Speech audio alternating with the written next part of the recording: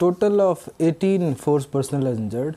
10 are from Meghalaya Police, 1 is a Home Guard volunteer, and 7 are from CRPF. Yes, one ambulance which was carrying the injured force personnel was attacked near the Tura complex, and the wind screen was broken, and assault was done over the staff also and the injured people also. However, we immediately rescued them safe and sound and brought them to civil hospital. They are recovering.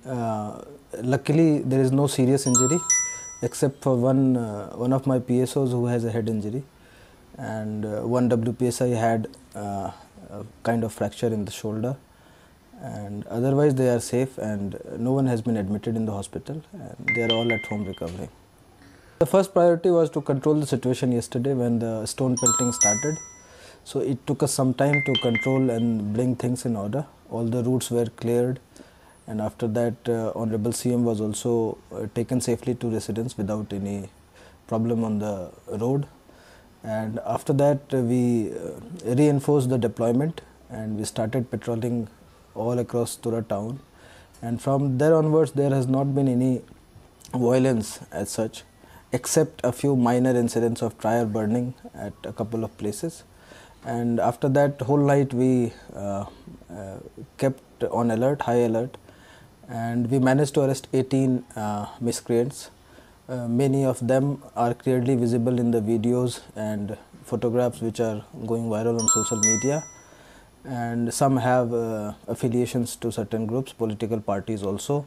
And from the facts we have gathered till now, it appears to be a pre-planned conspiracy.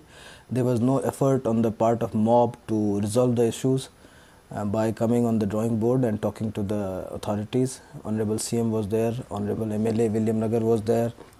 They came with the sole intent to create trouble, and that is what they did. And it was a conspiracy hatched by certain people who have criminal antecedents. We know them, and FIR has already been registered at Araimile PS. All these 18 persons are being forwarded to court today, and a massive manhunt is on to arrest each and every one of the mob participants who attacked, damaged vehicles, ambulances, force personnel. They did not spare even ladies, and we will take whatever is there.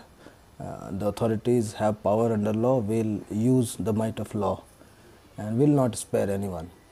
As our record says, at least 21 vehicles were damaged.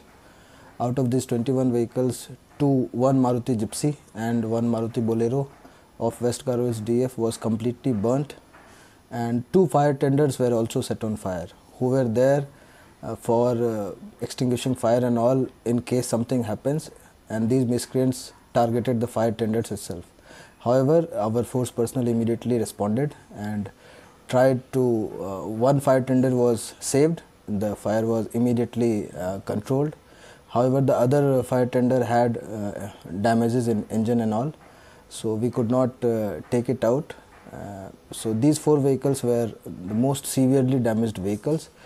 Apart from that, even DC's vehicle was not spared, and so many government official vehicles were damaged.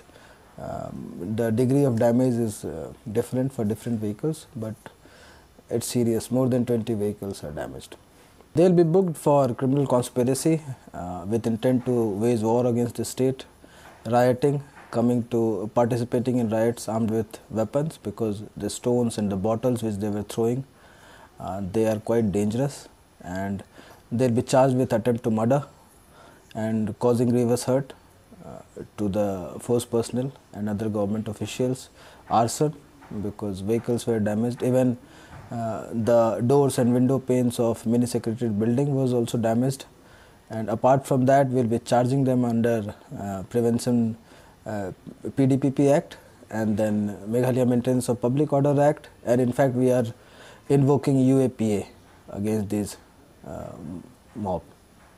Situation is very much under control from late last night, and since morning there has not been any incident reported from anywhere in the district for that matter, and we are on the offensive now. We did not use force We showed exemplary restraint yesterday despite coming under attack and deadly attack, and in fact my PSO has a serious head injury, and now the things are under control and we will do our best. Extra force has been brought from 2nd Battalion, more reinforcements are on the way, and in fact our IGP law and order is also on the way to review the situation. So we will not leave any stone unturned to ensure that safety and security of general public is implemented, and there is no compromise, and we will not spare these miscreants who has done this incident yesterday.